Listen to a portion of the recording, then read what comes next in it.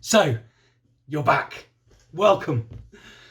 Well, not really welcome because you're there and I'm here. I mean, you should be welcoming me really, although I'm not there, so you can't. But you could if I was, but I aren't.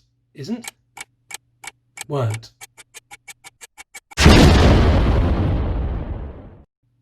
So, you're back. Sadly, we can't meet for our assemblies at the moment, so we're going to carry on with the collective worship videos. And this half of term, we're looking at a book in the Bible called Ezra. And we're going to be tying in with the school theme at the moment, which is fairness. Now, because lots of ways at the moment, things might not seem fair. We've had all these restrictions. We can't have assemblies. We have to stay apart from each other. There's no hot school dinners. That's the thing I'd miss most. And often things do seem unfair. And at those times, it's how we react to feeling things aren't fair that makes all the difference. Ezra, the book in the Bible, happened years ago in the Old Testament times, and it was written at a time when God's people had been scattered.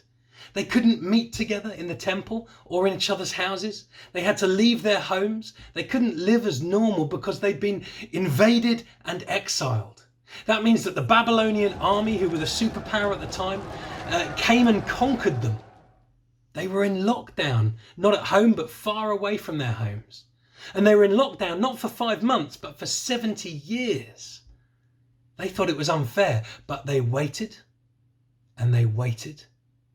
And then something happened. You see, at the time there was a king called Belshazzar. He was the king of Babylon and he was in charge of everything, the most powerful person, or so he thought. And one day he wanted to make sure everyone knew it. So he said, "We're going to have a party."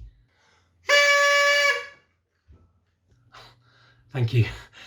And just so everyone knows that I'm the most powerful, we're going to get together all the silver and gold things that we took from God's temple when we invaded God's people, all of the gold plates and silver cups that were used for worship of God in the temple.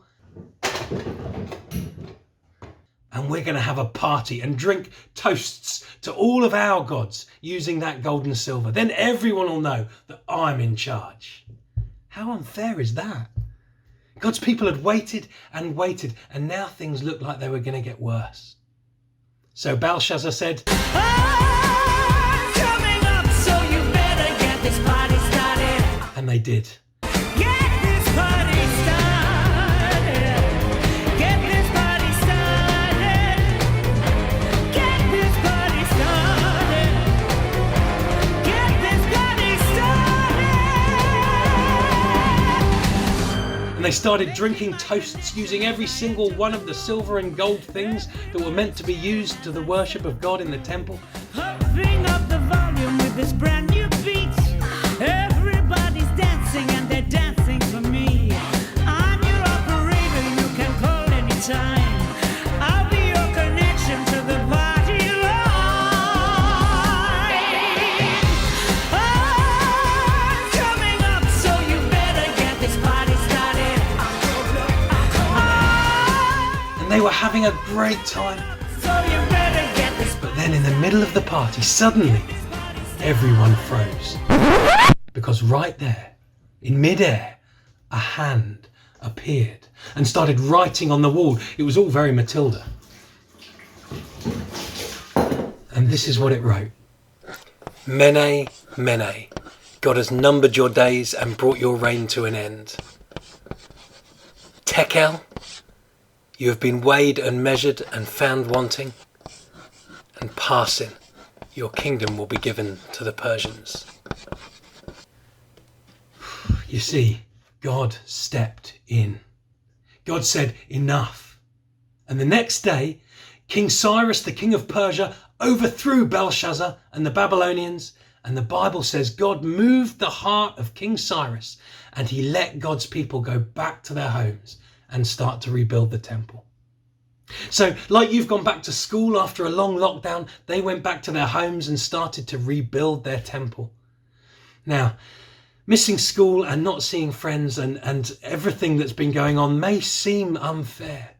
But just like God's people back then, now is our time to rebuild things. Not literally, the school hasn't fallen down since we've been away, but we can rebuild the things that make our school strong. Friendships and caring for each other, looking out for one another, particularly if someone's finding it hard, praying for each other, praying for the teachers and the staff who are working to keep our school the safe and loving place it is. So we can stamp our foot and say it's not fair, or we can say thank you to God for being with us through the hard times, and thank him for bringing us back and ask him to help us rebuild. And next week, that's exactly what we're going to be looking at, rebuilding. But until then, it's great to see you again. Goodbye and God bless.